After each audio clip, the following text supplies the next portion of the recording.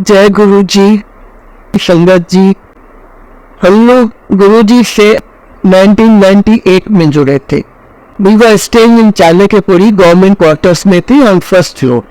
और एक दिन सैटरडे और Sunday we were at home और डोर बेल बजा तो मेरे बड़े बेटे ने दरवाजा खोला तो बाहर बाबा जी खड़े थे। तो उन्होंने पूछा, हाँ जी बोलिए। तो बाबा जी ने कहा, बेटा, मतलब डायरेक्ट ही बेटे को बोला, बेटा आप जब भी ना घंटी बज के पूजा करते तो आपको इरिटेशन होती है। अब ये अजीब सी बात थी, उसको अजीब सा लगा कि ये बात सिर्फ उसको ही पता थी, हमें नहीं पता थी। तो वो कहते मेरे माँ बाप को भी नहीं पता, इस बाबा जी को कैसे पता। उसने बाबा जी को अंदर बुलाया, घर पे बुलाया, अंदर मेरे को भी बुलाया। हम लोग आके बैठ गए, बाबा जी के चरण छुए।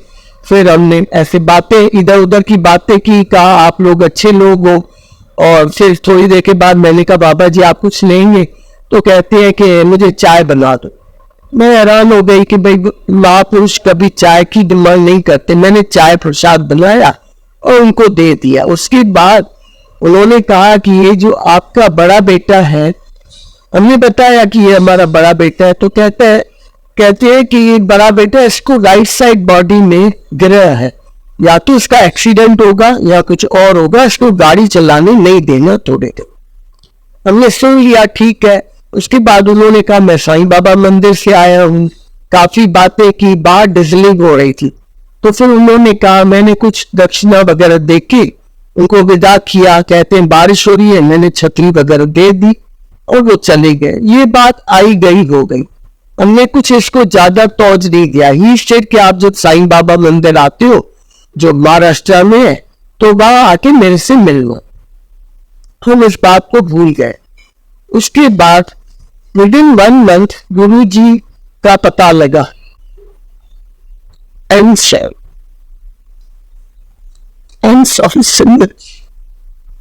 मेरे बेटे को he was ill in heart, he had gone to office और उसकी लंच मीटिंग थी। तो ही सेड, मम्मा आज मुझे लंच नहीं चाहिए। तो उसकी मीटिंग पोस्टपोन हो गई and he had to take dosa from outside. उसके बाद मैं अपनी ड्यूटी पे चली गई थी। मैं मोतीबाग में ड्यूटी करती थी।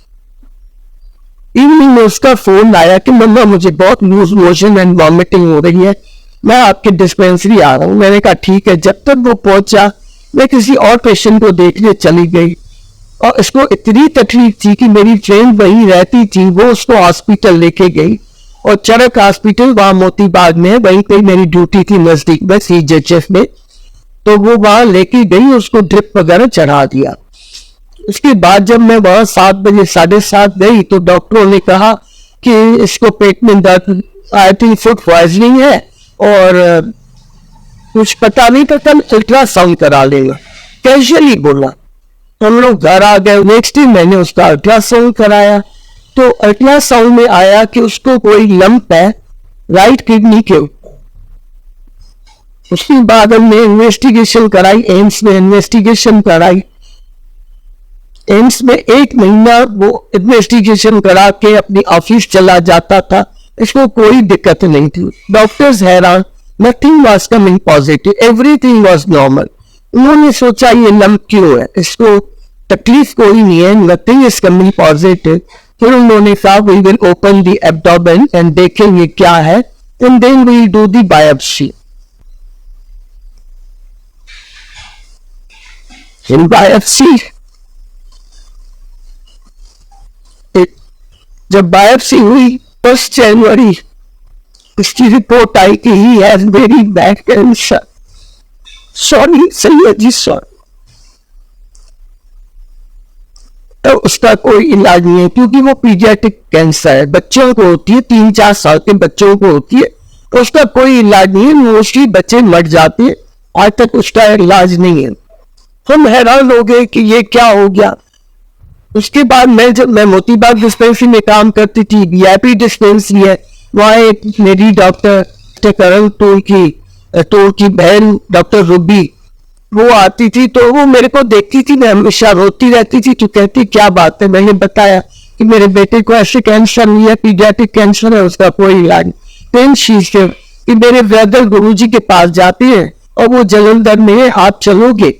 अब अंदर में विश्वास कुछ नहीं था। मैंने अपने अंकल को बताया, अंकल ने कहा ठीक है हम जलंधर चले जाएंगे। मैंने अपनी फ्रेंड को कहा ठीक है हम लोग जलंधर चलेंगे, हमें लेके चलना। But within few days, Guruji came to Delhi for 4 days. और 4 days के बाद वो actually we were in Chanakyapuri government quarter में। गुरुजी चाणक्यपुरी में किसी IAS ऑफिसर के घर आए, तब मेरी फ्रेंड वहां गई तो उन्होंने बताया, तब गुरुजी अपॉइंटमेंट देते थे, ऐसे गुरुजी के पास जा नहीं सकते थे। हम लोग जब मेरी फ्रेंड ने बताया कि मेरे साथ एक CMO है, उसके बेटे को कैंसर है गुरुजी, मैं उसको लेके आऊं। उन्होंने कहा ठीक है, वेडनेसडे बताया कि वेडनेसडे 7 बजे आ जाए। बाय द टाइम वेडनेसडे के मेरे हस्बैंड को जैपनीज एम्परर का बर्थडे था, दैट वाज ऑन वेडनेसडे, उनको वहां जरूर जाना पड़ा था, हम मुझे भी उसमें जाना। We couldn't miss that because it was compulsory. तो मेरे अंकल ने कहा कि आंटी को, रूबी आंटी को क्या फोन करके देखो थोड़ा लेट चले जाए। मेरी फ्रेंड ने फोन किया तो रघुवीर अंकल जी ने उठाया, तो फोन जब उठाया तो कहा हाँ जी, तो इन्होंने कहा हमने अपॉइंटमेंट गुरुजी ने 7 बजे बुलाया है, हम थोड़ा लेट आ सकती हो, आंटी कह रही है मेरे लिए। तो पीछे से गुरुजी सुन रहे थे, कहते ना लो कह कोई गुरुओं की लोड नहीं है। हम डर गए बिल्कुल ही, भाई ये क्या हो गया। मेरे हस्बैंड ने कहा छोड़ो इसको। वहां गए, हम अपनी साइन किया और पिछले दरवाजे से निकल आए। एग्जैक्टली 7 o'clock we read गुरुजी। गुरुजी इतने कृपालु है, इतने मेहरबान है, इंस्पाइट ऑफ सेइंग कि नानी गुरुओं की कोई लोड नहीं। गुरुजी ने जो हमारे ऊपर कृपा की, पहले दिन ही उन्होंने कहा, मेरी फ्रेंड ने जब बताया कि ये मेरी फ्रेंड है CMO के बेटे को कैन, गुरुजी ने कहा कल्याण किता, आंदे रहो। And he told us to bring 23 coin, जो 23 कॉइन्स जो कॉपर के आते थे होल वाले, वो लेके आ गए।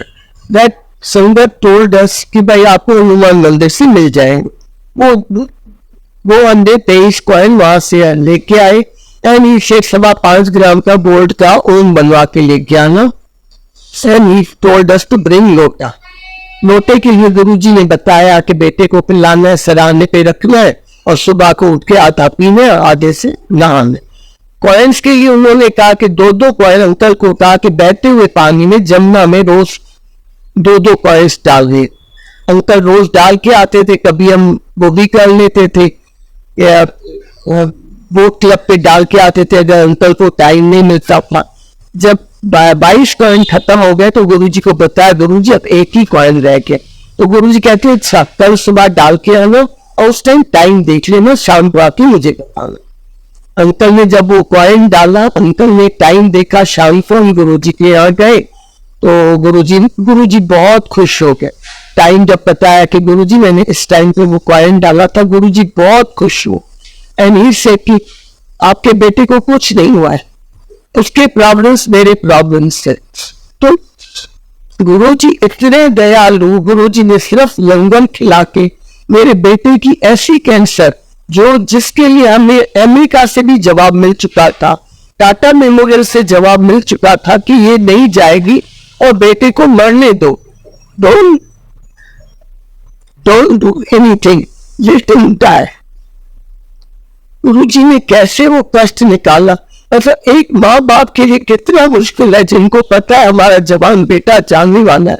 वी डिड एवरीथिंग, गुरुजी के पास जाते थे, लंगर खाते थे, सब कुछ किया, जॉब पे भी जाते थे। ये गुरुजी ने हमें हिम्मत दी, अदरवाइज इंसान के हाथ में नहीं है कि इतना बड़ा दुख इतने आराम से झेल ले। This is all Guruji. Thank you Guruji. जो भी गुरुजी करे सब कहे हम करें वो भी बहुत कम। Really, we are very thankful to गुरुजी। आज अगर गुरुजी हमारे ऊपर ये कृपा नहीं करते, हम कहीं रोते फिरते हो। I think it was 2006, मैं LNRT थी, मुझे कुछ भी नहीं था। एक दिन मैं पता नहीं क्यों नहीं गई, मैं गुरुजी के यहाँ, तो अंकल गए थे, तो गुरुजी ने कहा आज आंटी नहीं आई है। अंकल ने कहा नहीं गुरुजी आज आंटी नहीं आई, कहती उसके लिए लोटा लेके आना, अगली बार जब आओ तो लोटा लेके आना। अंकल ने कहा जी गुरुजी। घर आए, मुझे बताया, मैंने कहा हम नाचिस लोग है, कीड़े मकोड़े ला लिखे, गुरुजी हमें याद करते। नेक्स्ट टाइम हम लोग लोटा लेके गए, गुरुजी ने मेरे से नाम पूछा, बर्थडे पूछी और मेरे को लोटा प्लेस दिया। और मैं डॉक्टर बाय प्रोफेशन सबको बोलती हूँ, have plenty of fruits, have plenty of water. और मैं खुद पानी बहुत कम पीती हूँ। गुरुजी ने जिसको भी लोटा ब्रश किया उनको कहा कि आधा पानी पीना है, आधे से नहाना है। I am the only one which I think, I don't know, गुरुजी जानते, मुझे कहा पूरा लोटा पीना है। और मैं आज तक वो लोटे से, गुरुजी के ब्लेसिंग से मैं जल प्रसाद पीती हूँ, अमृत प्रसाद पीती हूँ।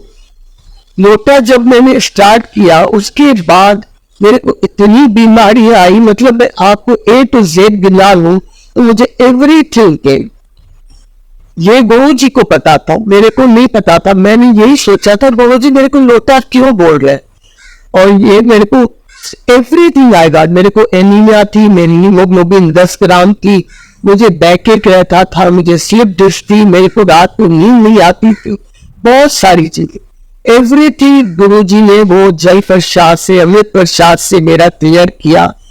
धीरे धीरे मेरे को अपने साथ जो बोलते आपकी कर्म ऐसे है जो आपको भोगना, और मैं आपके साथ हूँ, ये भोग लो। तो संगत जी जो तकलीफें आती हम कभी कह देते गुरुजी ये क्या कर दिया, ऐसे कैसे हमें दे दूं। It is not Guruji, it is our karmas जो हमें भोगने ही भोगने। ये तो हम गुरुजी के साथ हैं, गुरुजी इतना इजी कर देते हैं हमारा भोगना कि हमें पता ही नहीं लगता हमने कैसे कैंसर की बीमारी बेटे की भोग ली, पता ही नहीं चला। अब हेल एंड हार्टी कर दिया गुरुजी ने मेरे बेटे को। इसके बाद मेरे हस्बैंड को भी लाइफ कितनी, आपने सुना होगा अंकल से, जेठरा अंकल ने बहुत बार बताया है कि उनको कितनी बार लाइफ दी है। मेरे को भी आंटी बहन संगत जी मैं कितनी बार गिरी हूँ, मेरे टांगों में बिल्कुल प्रेशर नहीं है, मैं खड़ी भी रहती हूँ तो गिर जाती हूँ। और इतनी बुरी तरह से गिरी हूँ जब नया वो लगा था मार्बल बड़े मंदिर में, I was the first one. वो लोग वाइपर लेके सफाई कर रहे थे और मैं कैसे गिरी मुझे नहीं, वो इस तरीके से गिरी कि मुझे लगा मैं ऊपर चली गई। मुझे लोग उठाने लगे, मैंने कहा नहीं मुझे नहीं हाथ लगाइए, मुझे ऐसे बहुत चोट लगी। After few minutes I got up और मुझे कुछ भी नहीं हुआ था। इतनी ज्यादा चोट लगा कि आई था कि मैं तो ऊपर चली गई, पर मुझे कुछ भी नहीं हुआ था। क्या कष्ट काटा, उसके बाद भी मंदिर में मैं कितनी हल्का सा पानी होता था गिर जाती थी। 1 साल मेरे को उसमें मेरे को क्या होना था ये गुरुजी जान। तो संगत जी जब भी दुख आता है हम उस टाइम तो डोल जाते हैं, पर आई थिंक गुरुजी बड़े दुख को छोटे छोटे करके हमें दे देते हैं और टूटने नहीं देते हैं। ये उनकी ग्रेस है। अदरवाइज अगर हम गुरुजी के साथ नहीं होते तो कब के टूट जाते। So it is all thanks to Guruji. संगत जी सत्संग तो बहुत है पर मैं भूल जाती हूँ, इसीलिए मैं एक सत्संग करती हूँ जो आपने शायद सुना नहीं होगा। मैं एनजीओ जाती हूँ गरीब बच्चों को देखने, गुड़गांव में ही स्कूल है, वहां पे बच्चों को देखने जाती हूँ। तो एक दिन मैं और वहां एक्चुअली सिम्टोमेटिक ट्रीटमेंट देते हैं क्योंकि ना तो एग्जामिनेशन टेबल होती है न कुछ। तो एक बच्चा मेरे पास आया, मुसलमान बच्चा था, अजमल नाम था। तो वो आया तो कहता है डॉक्टर जी मेरे को पेट में दर्द है। मैं लिखने लगी, मैंने कहा वर्म्स होंगे क्योंकि जिस आइजन में वो रहती हैं चक्करपुर में वहां ये होना बहुत ही लाजमी है। तो मैं दवाई लिखने लगी, देने लगी तो देना था कि बच्चे का पेट बहुत निकला हुआ है। मैंने कहा बच्चे को कहा बेंच पे लेट जा। वो आधा लटका हुआ लेट गया और मैंने उसको जब एग्जामिन किया थोड़ा तो मुझे लगा कि इसका लिवर और स्प्लीन बहुत ज्यादा बड़े हुए और बहुत हार्ड थे। मेरे को बहुत घबराहट हुई। मैंने उठा के उसको टीचर को, प्रिंसिपल को बुलाया, वो भी गुरुजी की भगत है, मैं ही उसको लेके गई थी। मैंने उनको साइड में लेके कहा कि मुझे लगता है इसको कैंसर है और आप इसको मैक्स हॉस्पिटल में दिखा देना, पर किसी को कुछ बोलना नहीं, बताना नहीं, ये मेरा सोच रहा है। मैंने जस्ट बच्चे को हाथ लगाया and I can't say sorry Guruji, पर मैंने उनको ये बता दिया। They took him to Max Hospital, Gurgaon, and within few days he was diagnosed with blood cancer. Teacher को मुझे बहुत बुरा लगा। हमने उनके माँ बाप को बुलाया, उनको बोला कि हम लोग इसकी केमोथेरेपी और ट्रीटमेंट करा लेंगे एम्स में, आप हमें आज्ञा दे दीजिए। माँ बाप ने कहा नहीं, हम लोग तो इसको झाड़ फूक कराएंगे और गाँव लेके जाएंगे। माँ बाप रिक्शा पुलर और मेड थी उसकी माँ, तो उन्होंने कहा नहीं, हम तो इसको झाड़ फूक कराएंगे। स्कूल से निकाल दिया और they took the child away. Before he went, तो जो प्रिंसिपल थी उनके पास छोटा स्वरूप था गुरु जी। गुरु उसने बच्चे को अलग से बुला के कहा, बेटा ये है ना फोटो, अपने पिलो के नीचे रख देना और कुछ नहीं करना, किसी को कुछ नहीं बताना, क्योंकि शी वाज अफ्रेड। मुस्लिम है, पता नहीं वो मानती है या नहीं मानती है। She did not take anything कि शिव जी का जाप करना, कुछ भी नहीं। लड़का चला गया। Because she had not told anything to child, तो उनको भी अंदर से विश्वास नहीं था कि क्या होगा।